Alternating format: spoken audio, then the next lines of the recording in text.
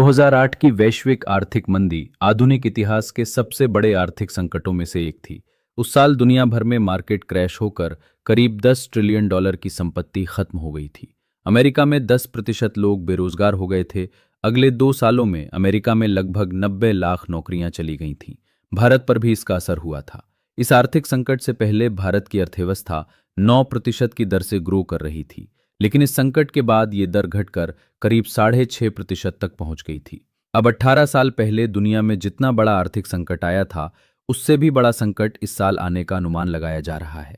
दावा किया जा रहा है कि 2008 की आर्थिक मंदी से भी बड़ी वैश्विक मंदी 2026 में आ सकती है।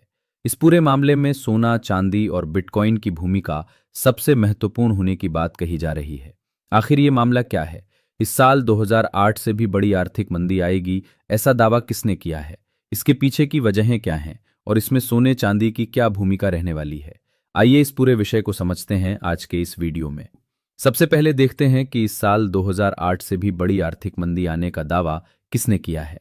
तो ये दावा किया है प्रसिद्ध बिजनेसमैन और ग्लोबल इन्वेस्टर रॉबर्ट कियोसाकी ने। कियोसाकी एक लोकप्रिय लेखक भी हैं।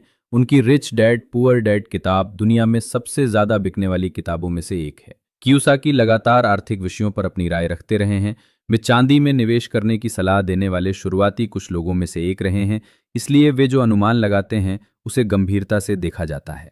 अब कियोसाकी का दावा है कि 2026 में दुनिया में बड़ी आर्थिक मंदी आ सकती है।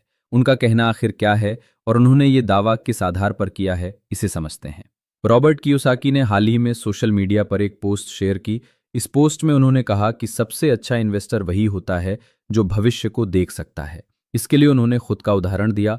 उन्होंने कहा कि मैंने 1965 में चांदी में निवेश करना शुरू किया था। उस समय मेरी उम्र सिर्फ 18 साल थी।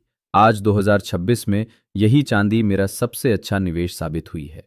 रॉबर्ट कियोसाकी ने आगे जो कहा वो काफी महत्वपूर्ण है।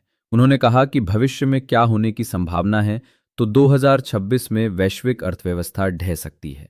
जो लोग भविष्य को देख सकते हैं उनके लिए ये अच्छी खबर है, लेकिन जो भविष्य को नहीं देख सकते उनके लिए ये बेहद बुरी खबर है। यानी रॉबर्ट कियोसाकी ने साफ दावा किया है कि इस साल आर्थिक मंदी आ सकती है और भविष्य में इसका फायदा उन्हीं लोगों को होगा जो अभी से सही जगह निवेश कर रहे हैं। अब कियोसाकी ने यह दावा किस आधार पर किया है? आखिर वे क्यों कह रहे हैं कि इस साल आर्थिक मंदी आ सकती है, इसे समझते हैं। कियोसाकी का दावा है कि इस समय दुनिया एक बड़े आर्थिक बबल में फंसी हुई है। यह ऐसा बबल है जिसमें शेयर, रियल एस्टेट और बॉन्ड्स जैसी चीजों की कीमतें कृत्रिम रूप से फुलाई गई हैं। कियोसाकी ने अमेरिका पर मौजूद कर्ज का उदाहरण दिया है।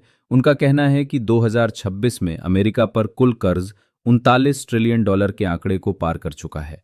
ये किसी टाइम बॉम्ब की तरह है जो कभी भी फट सकता है। कियोसाकी का दावा है कि अगर आर्थिक समस्याओं को हल करने के लिए सरकार लगातार नोट छापती रही तो कुछ समय बाद पूरी व्यवस्था ढह जाती है। उनका अनुमान है कि ऐसा 2026 में हो सकता है। कियोसाकी ने इस साल आने वाली संभावित आर्थिक मंदी के पीछे एक और वजह बताई है, जिसे बेबी बूमर रिटायरमेंट क्राइसिस कहा जाता है। अब इसका मतलब क्या है? बेबी बूमर वे लोग होते हैं जिनका जन्म 1946 से 1964 के बीच हुआ था। इस पीढ़ी के लोग अब 2026 में रिटायर हो रहे हैं या फिर कई लोग पहले ही रिटायर हो चुके हैं।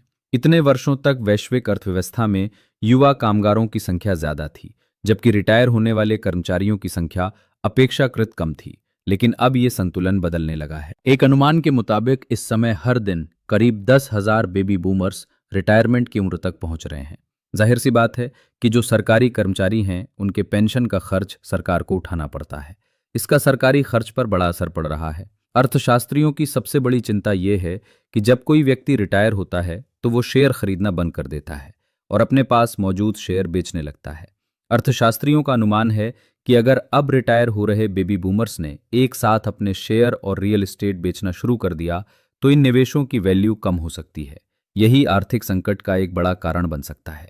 कियोसाकी का अनुमान है कि ये ब्रेकिंग पॉइंट 2026 में आ सकता है। इसी वजह से उनका कहना है कि इस साल वैश्विक मंदी आने की संभावना है। अब इस पूरी पृष्ठभूमि में रॉबर्ट कियोसाकी का सोने को लेकर क्या कहना है, ये समझते हैं। अब इस पूरी पृष्ठभूमि में रॉबर्ट कियोसाकी का सोने को लेकर क्या कहना है, तो कियोसाकी ने सोना, चांदी और बिटकॉइन को गॉड्स मनी कहा है। उनका दावा है कि इस समय कर्ज को मैनेज करने के लिए अमेरिकी डॉलर और दूसरी मुद्राओं की बड़े पैमाने पर छपाई की जा रही है। ऐसे में आने वाले समय में ये मुद्राएं बेकार हो सकती हैं। उस स्थिति में सिर्फ सोना ही एक ऐसी संपत्ति होगी जिसकी वैल्यू बनी रहेगी। कियोसाकी ने इससे पहले भी दावा किया है कि जब ये आर्थिक बबल फूटेगा तब सोने की कीमतें मौजूदा स्तर से दुगनी या तिगुनी हो सकती हैं। उनका कहना है कि अगर 2008 जैसी स्थिति पैदा हुई और शेयर बाजार व बैंकिंग सिस्टम गिरने लगे तो निवेशक बड़ी संख्या में सोने की ओर रुख करेंगे। ऐसे में सोने की कीमतें रिकॉर्ड स्तर तक पहुंच सकती हैं। कियोसाकी की सलाह है कि पेपर गोल्ड यानी गोल्ड ईटीएफ या डिजिटल गोल्ड खरीदने की बजाय लोगों को असली सोने के सिक्कों या गोल्ड बार्स में निवेश करना चाहिए। उनका कहना है कि अगर 2008 जैसा बड़ा संकट दोबारा आया तो पेपर गोल्ड जारी करने वाली कंपनियों के पास असली सोने का पर्याप्त स्टॉक नहीं होगा। ऐसे में वो निवेश पूरी तरह बेकार साबित हो सकता है। इसलिए उनका झुकाव फिजिकल गोल्ड की तरफ ज्यादा है। अब रॉबर्ट कियोसाकी ने ऐसे कई दावे किए हैं, लेकिन कई विशेषज्ञों ने उनके इन दावों को खारिज भी किया है। कई मार्केट एक्सपर्ट्स का कहना है कि कियोसाकी इससे पहले भी आर्थिक मंदी की भविष्यवाणी कर चुके हैं। उनके कुछ दावे सही साबित हुए, लेकिन कई दावे ऐसे भी रहे जो सच नहीं निकले। कुछ लोगों का यह भी कहना है कि रॉबर्ट कियोसाकी जानबूझकर डर का माहौल बनाते हैं ताकि निवेशक शेयर मार्केट में पारंपरिक निवेश छोड़कर सोना, चांदी और क्रिप्टो में निवेश करना शुरू करें। संक्षेप में कहें तो रॉबर्ट कियोसाकी ने 2026 में बड़े आर्थिक संकट की आशंका जताकर हलचल मचा दी है। उनका दावा है कि यह संकट 2008 की मंदी से भी ज्यादा खतरनाक हो सकता है।